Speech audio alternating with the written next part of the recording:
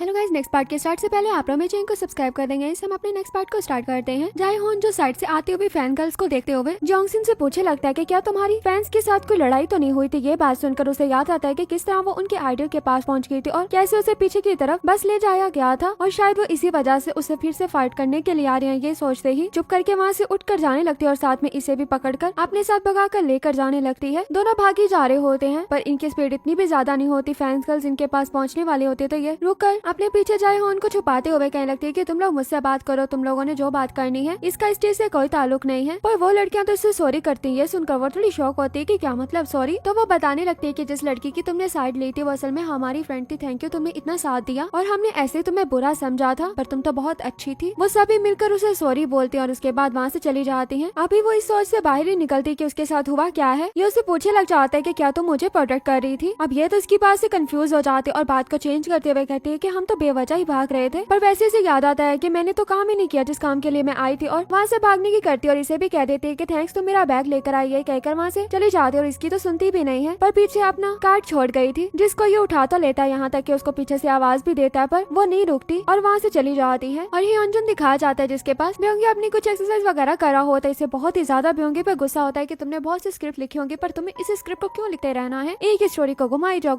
और उसकी सीरीज बनाई जाओ। इस बात पर उसे बहुत गुस्सा होता है और वो इस पर कहने लगता है कि जब मैं ये बनाने लगा था मैंने नहीं सोचा था कि मैं इसको ड्रामा में कन्वर्ट कर दूंगा, पर अब जब ये ड्रामा में कन्वर्ट हो ही चुका है तो आगे इसका चलता जाएगा जब तक ये चलेगा। पर वो उसे कहता है कि तुमने तो बोला था कि मैं ये काम करने के बाद डायरेक्शन वगैरह सीखने का काम करूंगा। तो वह कहता है कि मुझे क्या पता था कि मैं इतने लंबे अरसे तक लिख सकता हूँ और वैसे भी अभी मैं प्रोडक्शन कंपनी के अंडर हूँ तो मैं अपनी मर्जी से कुछ भी नहीं कर सकता। अब इसका बोलने को तो बहुत कुछ चाह रहा होता है दिल पर कुछ कहता नहीं है। और जोंगसिन जो घर पर आने के बाद अपनी चोट को देखने लगती है और काफी बुरी उसको चोट लगी हुई थी। पर वैसे से याद आता है कि जिस पर्सन को उसने वहाँ पर देखा था और हेल्प के लिए बुलाया था वो उसे देखा देखा क्यों लग रहा था। इसी वजह से वॉशरूम से बाहर आते सबसे पहले उस वीडियो को सर्च करती है जो उसके साथ रेड कार्पेट पे हुई थी। अब वहाँ से देखते साथ उसे पता लग जाता है कि यह तो वही पर्सन था। जब वो इस वीडियो को देख रही होती है पीछे से उसका भाई देखकर ह्योनजुन के कैरेक्टर का नेम भी लेता है। ये सुनकर वो पूछती है कि क्या इसका नेम ये है तो वो कहता है कि नहीं, ये तो इसके कैरेक्टर का नेम है। वैसे तो इसका नेम ह्योनजुन है पर ये ज्यादातर कांग पिलकू के नाम से जाना जाता है। यहाँ पे ह्योनजुन राइटर के ऊपर अपना अलग से गुस्सा निकाल रहा होता और उससे कहने लगता है कि हर एक्टर को अपनी इमेज बहुत अच्छी रखनी होती है पर मेरी इमेज तो कांग पिलकू पर ही रह गई है। मैं पिछले 6 सालों से, पर काउंट करने पर उसे पता लगता है कि मैं पिछले 7 सालों से इसी चीज को प्ले कर रहा हूँ और तुम क्या चाहते हो कि मैं आगे भी बस इसी चीज पर प्ले करता रहूँ। मैं इतना नहीं कर सकता। पर ये मासूम सी शक्ल बनाकर उसे कहने लगता है कि असल में मसला ये है, मैंने एक small building last year buy की थी और उसका बहुत ही ज्यादा लोन मैंने ले लिया था। अब मुझे वो लोन चुकाना तो तुम्हें ये काम करना होगा। उसकी ये बात सुनकर पहले तो उसका फेस पकड़ के नीचे उसके सामने बैठ जाता और कहने लगता है कि तुम ऐसा करो, अगले सीजन में फर्स्ट एपिसोड में मुझे मार दो, बाद में चाहे जिंदा कर देना, प्लीज मुझे मार दो, मुझे काम नहीं चाहिए ये वाला, मुझे नहीं करना। तुम तो राइटर हो ना, कुछ भी कर सकते हो, पहले हीरो को मार दो फिर हीरो को जिंदा कर देना और किसी को भी मेरी जगह पर ले आना, बस मुझे मत लेकर आना। और घर पर जोंगसिन अपने भाई से इसके बारे में पूछी होती है पर उसे कुछ भी बुरा सुनने को नहीं मिल रहा होता। और ह्योनजुन जो बात करने के बाद जब वापस जा रहा होता तो अभी भी उसे वही कैरेक्टर करना था। इसी वजह से उसके गाय में रोने लग जाते। इसे बहुत ही ज्यादा अपनी जिंदगी पर रोना आ रहा था। बेचारा ड्राइवर भी इसे देखकर परेशान हो जाता है पर भी चुप कर जाता और चुप करके इन्हें रोने देता है। जाई होंग दिखाया जाता है जो अपनी मदर के साथ खाने के लिए आता और इतना खाना देखकर पूछने लगता है कि आपने इतना ज्यादा खाना क्यों बना लिया। तो उसकी मदर कहती है असल में मैंने शूट के लिए जाना था इसलिए मैंने सोचा कि इतना बना लूं, तुम्हें कोई इशू तो नहीं है। तो वह कहता है कि नहीं मुझे क्या होगा, आप जाओ अपने काम के लिए। पर उसकी मॉम उसके बारे में पूछती है कि तुमने अब आगे क्या सोचा है। तो कहते हैं कि अभी बस मैं थोड़ा टाइम सब कुछ स्किप करना चाहता हूँ, फिर चुप करके काम के लिए भी वापस चला जाऊंगा। उसकी ये बात सुनकर उसकी मॉम चुप हो जाती और ये भी अपने मेडल्स वगैरह जो भी उसको अवार्ड्स मिले थे उन्हें देखने लग जाता है क्योंकि इनके साथ उसकी बहुत सी मेमोरीज जुड़ी हुई थी। अभी इसकी बैक स्टोरी का हमें नहीं पता कि इसके साथ क्या हुआ, क्यों इसने एक्टिंग छोड़ दी। जबकि इधर जोंगसिन दिखाई जाती है जो अपनी वीडियो को देखकर काफी एम्बैरस हो रही होती है कि किस तरह उसको फैन गर्ल्स पीछे की तरफ धक्का दे रही हैं और ये वीडियो उसकी सीनियर तक भी पहुंच गई थी। वो इसे वीडियो दिखाई होती है तो वो कहती है कि हाँ मैंने देखी है। वो उस पर गुस्सा करने लगती है कि बस तुम ही उनकी कोई वीडियो नहीं लेकर आई हो, बाकी सब लोगों के पास उसकी वीडियोज है, हर एक रिपोर्टर उसकी वीडियो बनाकर लाया है। और वैसे ही वो दूसरे इंटरव्यू की बात करती है जिसका नेम ह्योनजुन होता है। ह्योनजुन का नाम जैसे ही जोंगसिन सुनती है तो फौरन से कहती है कि उसका इंटरव्यू लेने के लिए मैं जाऊंगी। अब उसकी ये बात सुनकर वो काफी हैरान होती है कि ये खुद इंटरव्यू लेने के लिए कैसे मान गई है। पर इन्हें ये भी पता था कि उसके साथ भी इसकी वीडियो वायरल हुई थी, इसी वजह से भी सीनियर उसकी बात मान जाती कि ठीक है तुम इंटरव्यू लेने के लिए चली जाना। और वैसे ही हमें जाई होंग दिखाया जाता है। पता लगता है कि वो तो इसी कंपनी का न्यूली प्रेसिडेंट होता है। वो अपनी मीटिंग में ये बात बता रहा होता है और वैसे ही कार्ड लेकर वो जोंगसिन को ढूंढने के लिए आ जाता है बट उसका टेबल तो वो खाली देखता है और ये देखने के बाद वहाँ से चुप करके चला गया था क्योंकि वो खुद मिलकर उसे कार्ड देना चाहता था। जबकि जोंगसिन दिखाई जाती है जो ह्योनजुन का इंटरव्यू लेने के लिए पहुंच जाती है और जैसे स्टेयर से ऊपर जाने लगती है तो जो लड़की ऊपर से आ रही होती है वो इसे देख रही होती है और ये उसे देख रही होती है। ये तो उसे देखकर पहचान जाती है और वो लड़की भी थोड़ा टाइम याद करने के बाद उसे भी याद आ जाता है कि ये आखिर कौन थी जो रिपोर्टर उससे वीडियो लेने के लिए आई थी। ये तो वही है। पर खैर दोनों में कोई बात नहीं होती और ये इंटरव्यू के लिए लेने के लिए जैसे ही पहुंचती है पर हैरत की बात ये होती है योनजुन उसे नहीं पहचान पाता और ये अपना नेम बताकर उनके सामने बैठ जाती है। वो कहने लगता है कि आप फर्स्ट टाइम है ना आई। वो कहती है कि नहीं हम फर्स्ट टाइम तो नहीं मिल रहे, हम तो 2 बार मिले हैं पर काफी ड्रामेटिक वे में मिले हैं। अब ये सुनने के बाद तो योनजुन सोचने लग जाता है कि आखिर ये लड़की कौन है और काफी सोचने के बाद उसे जैसे याद आता है तो उसे बहुत ही ज्यादा गुस्सा आ जाता है। यहाँ तक कि उसे अपनी गर्दन का दर्द भी याद आ रहा होता है, अपना गिरना भी, और साथ ही साथ वो इस पर ये भी बोल देता है कि तुम एक रिपोर्टर नहीं हो बल्कि झूठी लड़की हो, रिपोर्टर नहीं हो सकती। यहाँ तक कि अपने मैनेजर को पता करने को भी बोल देता है कि इसका पता करो, कॉल करो स्पॉट इंसियोंग में कॉल करके कि ये वहाँ की रिपोर्टर है भी या नहीं। वो तो इसकी बातों को इतना शौक होकर सुन रही होती है कि उसने उस पर झूठे होने का इल्जाम लगा दिया है। पर वैसे ही सब कुछ क्लियर हो जाता है और पता लगता है कि वो तो वहाँ की सच में रिपोर्टर है। अब ये थोड़ा शर्मिंदा हो जाता है और इसे यहाँ पर उससे सॉरी भी करना पड़ रहा था, इसलिए सॉरी करके उसका इंटरव्यू देने के लिए बैठ जाता है। पर जिस तरह की वो क्वेश्चन कर रही होती है सबसे पहले उसका क्वेश्चन ये होता है कि आपकी अपनी सब सीरीज में से कौन सी वाली फेवरेट है, जिससे साफ पता लग रहा होता है कि वो कुछ भी इंटरव्यू की तैयारी वगैरह नहीं करके आई। उसे ये नहीं पता कि उसने आज तक तो सीरीज ही एक ही है, तो फेवरेट का तो कोई सवाल ही पैदा नहीं होता। और जो उसने एक टाइम में एक ड्रामा किया भी था वो तो किसी को पता भी नहीं था। अब उसके 2-3 और क्वेश्चन भी इसी तरह के होता है, इसी वजह से उसे गुस्सा आ जाता और कहने लगता है कि तुम इंटरव्यू की तैयारी करके नहीं आई हो तो इसलिए ये इंटरव्यू यहीं पर खत्म होता, अब जाओ और तैयारी करके आना अगली बार इंटरव्यू लेने के लिए। ये कहकर साफ वहाँ से चला जाता है, जबकि उसका फ्रेंड उसे रोकता रह जाता है कि तुम्हें किसी रिपोर्टर के साथ इस तरह बदतमीजी नहीं करनी चाहिए थी, तुमने जितने गुस्से से उसे आंच दिया वो कंफ्यूज हो गई होगी। हर बंदा ही ऐसे कंफ्यूज हो जाता है। अब इसे भी अपनी ईगो पर यह बात लगी थी, इसलिए अपने भाई को कॉल करते हुए उसे कहती है कि अपने दोस्तों से कहो कि मुझे योनजुन के बारे में बताएं, जो सब गॉसिप वगैरह करने में बहुत एक्सपर्ट है, उनसे मुझे मिलवाना। पर उसे कहने लगता है कि मैं तुम्हारा ये काम क्यों करूं, तो वो उसे बोलती है कि मैं तुम्हें इसके लिए पे करूंगी। ये सुनते साथ ही खुश होकर फौरन से मान जाता और वैसे दिखा जाता है कि इसका एक फ्रेंड भी इसके घर पर आया होता है। उसे पूछने लगता है कि क्या हुआ, तो वो कहता है कि मेरी बहन मुझे एक चीज के पैसे दे रही है। तो उसे कहता है कि फिर क्या मैं भी उस चीज में तुम्हारी हेल्प कर सकता हूँ। तो वो उसका फेस देखते हुए कहता है कि नहीं छोड़ो इस बात को। वो उससे पूछने लगता है कि तुम्हारे घर पर टीवी क्यों नहीं है, तो वो उसे बताता है कि मेरी सिस्टर को टीवी बिल्कुल भी पसंद नहीं है, इसी वजह से नहीं है। और तुम बताओ तुम्हारा भाई क्या करता है, तो वो उससे बताता है कि मेरा भाई डिटेक्टिव है। ये सुनकर वो उससे पूछता है कि कांग बिल्कुल की तरह, तो ये भी उसकी बात पर हाँ बोल देता है। अब जियोंगसिन जो उसके पीछे ही पड़ गई थी, अब उसने सोच लिया था कि वो कोई ना कोई उसके बारे में ऐसी बात निकालेगी जिसकी रिपोर्ट बनाकर सब दुनिया के सामने लेकर आएगी। पर उसकी लाइफ में कुछ भी गलत नहीं था, यहाँ तक कि वो अपनी हर चीज बहुत अच्छे से गुजार रहा था, फैंस को भी बहुत अच्छे से मिलता था, कुछ भी गलत उसका कभी भी सोशल मीडिया पर नहीं आया। तो वो कहने लगते है कि नहीं ऐसा नहीं हो सकता, क्योंकि उसने मेरे से बहुत ही ज्यादा बदतमीजी से बात की है, तो वो कैसे किसी के साथ बदतमीजी से बात नहीं कर सकता। इसलिए वो अपने भाई को डबल पे करने के लिए भी रेडी हो जाती है कि तुम बस उसके बारे में कुछ ना कुछ गलत ढूंढो। और ह्योनजुन जो घर पर लेटकर सीरी के साथ बातें कर रहा होता है, अपना दुख दर्द उसी के साथ शेयर कर रहा होता है, वैसे उसका छोटा भाई आ जाता है जो कोई और नहीं बल्कि जियोंगसिन के भाई का फ्रेंड होता है। और वो अपने भाई से पूछने लगता है कि आप क्या कर रहे हो, तो वो भी सीरी के बारे में उसे बताने लगता है कि वो कितना कुछ बताती है, यहाँ तक कि उसे जोक बोलने को भी बोलता है। तो जब वो इसे जोक सुनाती है तो ये तो हंसने लग जाता है, पर उसे हंसी नहीं आ रही थी, बट फिर भी बहुत फनी कहकर वहाँ से चला जाता है। जियोंगसिन के भाई ने कुछ न कुछ ह्योनजुन को लेकर ढूंढ लिया था, उसकी गर्लफ्रेंड को जो 3 साल पुरानी होती है। सो